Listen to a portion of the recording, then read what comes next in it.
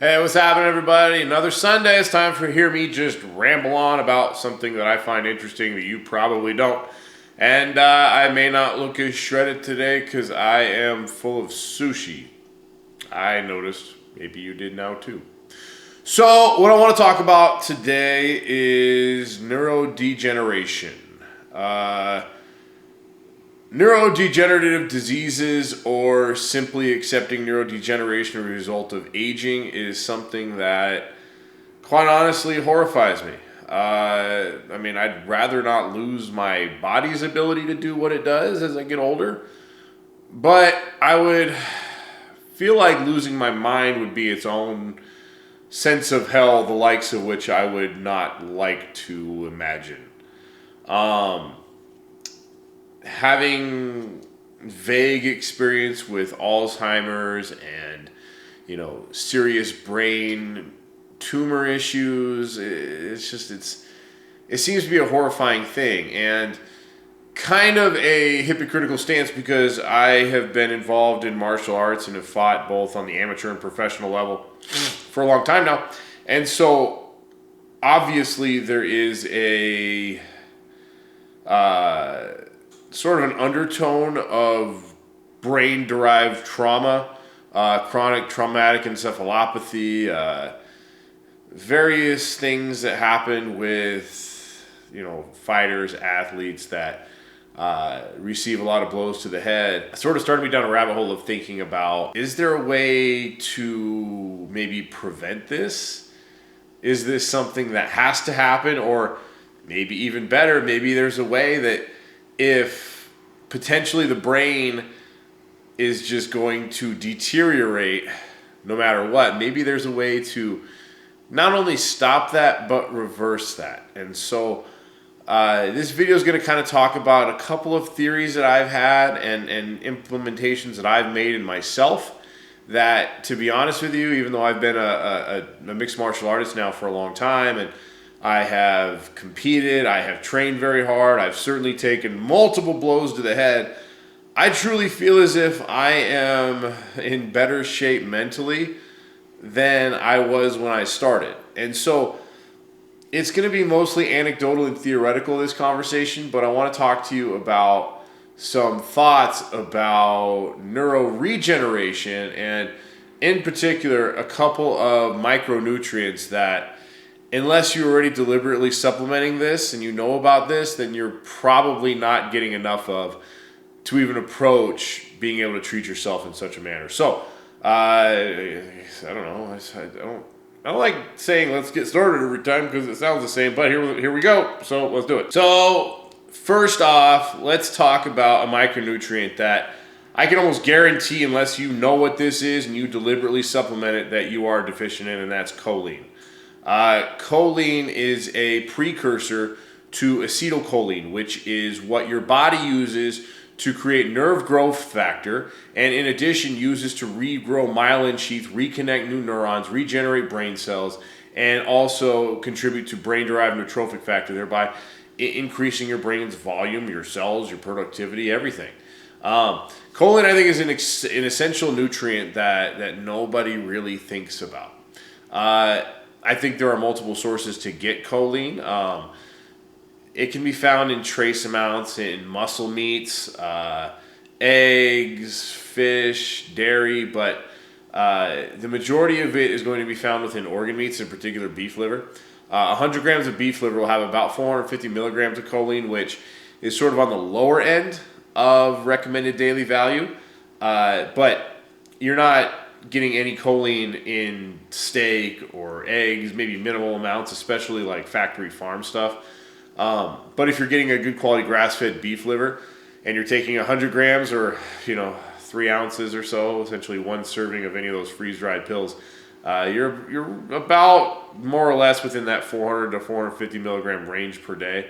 And like I said, it's on the low end, but there are other sources of choline that we can talk about as well. Now, the big problem with choline primarily being found in liver is that a lot of people either can't afford monthly beef liver pills, they don't want to eat beef liver, which I certainly don't, or you may be a vegetarian or vegan, in which case you're obviously not going to eat organ meat. So there are, despite my stance on most synthetic vitamins either being incomplete levels of complexes or not containing enough of a bioavailable version of that vitamin, there are certain forms of choline that are very, very bioavailable from a synthetic source. The best of which is alpha GPC, or alpha glycerol phosphorylcholine, is an exceptional synthetic version of choline that's incredibly bioavailable, that is found in a lot of high-end supplements. I'll talk about my nootropic stack and what I take towards the end of this video. But I think if you are vegan, certainly find or take my sources, by all means, I'd love you to. Or if you don't like what I have, or for whatever reason it's really out of stock, because it always is, I guess we'll talk about that later. We'll at least find a source of alpha glycerol phosphorylcholine, and in conjunction with that, I would recommend taking a huperzine A supplement. Most good nootropic stacks will have those mixed in, but as choline is processed through acetylcholine, there's an enzyme called acetylcholine esterase that actually will break down the acetylcholine and obviously, work it through your system as part of a process of having it be in your system, using it, and then obviously releasing the waste products. And over time, that is obviously taking away from the choline being active in your system. Huperzine A is a fantastic acetylcholine esterase inhibitor. So that will allow the choline to be in your system longer. Essentially just let your system use it a little bit more efficiently, or let it be around a little bit longer for your system to use. So I think that any sort of choline supplement, whether it's beef liver or in an alpha GPC form, should be supplemented with a huperzine A supplement as well, just to make sure that you keep that in your system as long as you can and let the acetylcholine have its best effect. Now, another fantastic source of a supplement that I think would be beneficial for most people's brain health is lion's mane mushroom. Lion's mane mushroom does have a bit of choline in it, particularly a decent extract. They say roughly 45 to 75 milligrams of choline within 100 grams of dried mushrooms. I don't know how to quantify that, bro. I'm not even going to guess. But lion's mane mushroom is a really interesting compound. It has some other micronutrients that are very powerful. And I should cut this out so I look a little bit more professional, but I'm just going to keep it on the iPad and do it in real time and tell you exactly what these are called. But lion's mane has what's called arenosines and hericinones, which are super unique compounds to mushrooms, and in particular lion's mane, that have also been shown on other pathways from acetylcholine to increase nerve growth factor as well. And I think that lion's mane mushroom is a fantastic supplement to take. It's obviously good for your gut microbiome. Obviously, through different pathways of creating nerve growth factor, I don't think that there's any such thing as too much nerve growth factor as you're obviously trying to regenerate brain cells. I think that's exceptional. The only thing is that I think it's important to find a good quality lion's mane extract, either through water extraction or through alcohol extraction of mainly the fruiting bodies. And it's difficult to find these in stores. This has been my experience, where if you want to buy a lion's mane mushroom and you go to like Sprouts, they have a couple brands that are sort of big box brands in the world of mushroom extracts, which is a bit of an oxymoron because those aren't the biggest selling things per se.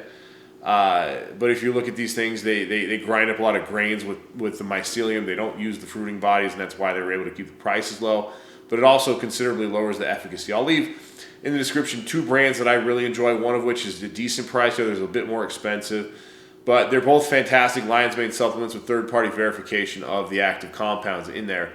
And I certainly think you should add those to your regimen, as I have for years as well. Now, with choline in particular, as the body processes choline, it does increase a biomarker of negative cardiovascular health known as TMAO, or trimethylamine N oxide. It shows a positive correlation between the amount of TMAO in your system and the prevalence and incidence and the probability of cardiovascular disease. People that have higher levels of TMAO have been shown to have a propensity for atherosclerosis, for arterial blockages, for various cardio problems. And it's difficult to say. I'm not a doctor. I'm just a dipshit waiter on the internet who wears a tank top, so I can't sit here and tell you everything, but I can tell you that there are other lifestyle factors that go ahead and contribute to heart disease as well. And TMAO, although yes, it can be a marker of a byproduct of choline, but it also can be a marker of inflammation as well. So there are other things that could contribute to higher levels of TMAO, but if you are worried about it, simply eat an equivalent weight of the amount of choline you take to an equivalent amount of garlic, either from a whole food source or from a trusted supplement. I don't do supplements. I just eat garlic every day. You watch my other videos, so you know.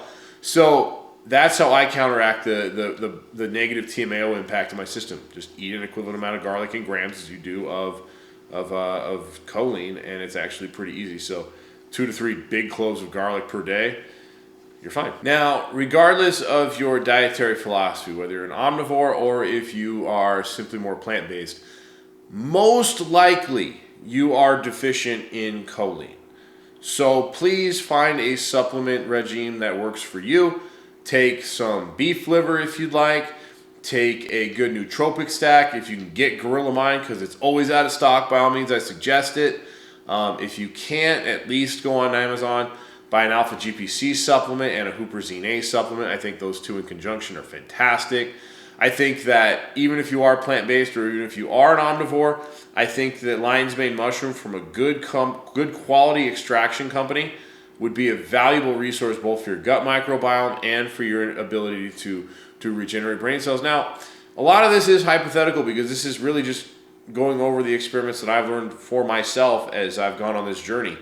And I can certainly attest to this. Right? I've been training hard in martial arts for over a decade, and I'm old, dude. I'm 38, right? I should be a drooling mess of forgetfulness and sloppiness. But the fact of the matter is when I first started waiting tables, fucking almost 20 years ago now, I could take anybody's order without writing things down, and I would only make mistakes very seldomly. And now, 20 years later, after being older, after training as much as I do, after as many concussive blows to the head as I've had, as many knockouts as I've received, both in competition and out of competition, I can attest that my memory is just as strong, if not stronger than ever. I feel like I have great recall ability. I feel like I can remember small details well. I feel like I can coordinate my schedule in my head very well. I'm not forgetful. I don't forget where I leave things. I don't feel as if I've experienced the stereotypical neurodegeneration of both somebody who's getting older and of somebody who trains martial arts to an obsessive degree like I have. If I'm wrong, by all means, please tell me, but I honestly feel like this regime, combined with fasting, which also increases nerve growth factor and brain-derived neurotrophic factor, I think it's been invaluable to my longevity and my ability to be who I am today, and more importantly, who I will be in 10 or 20 years. These supplements aren't particularly expensive. I don't think that they are I don't think they're outside of most people's reach. Maybe doing all three would be a bit extreme, but if you're extreme, then do it. Why not? Nothing's stopping you. But I truly believe that the choline in my diet, combined with the regimen that I have, has significantly contributed to my overall brain health as I sit here today. So if you are sort of concerned, or if you are worried, or if you are getting older, or if you have a family history of dementia and this is something that is sort of like gnawing at you, then it's worth trying. It's worth giving yourself a shot. I certainly love the regimen that I'm on, and if I can find anything to add, I'm certainly more than open to it. But if I can't, if I don't, then I feel like where I'm at is a pretty satisfactory place compared to doing nothing. So I encourage you to find more of the same for yourself. But yeah, if you have any questions, let me know. Bit haphazard this week throwing this video together, but I just wanted to talk a little bit about choline this week. I thought it was an interesting topic. So yeah, if you have any comments, let me know. If I did a shit job, tell me in the comments or tell me in person. Unsubscribe from my channel if you want. I don't really care, but I love you guys and I hope that I can help. So I'll talk to you soon.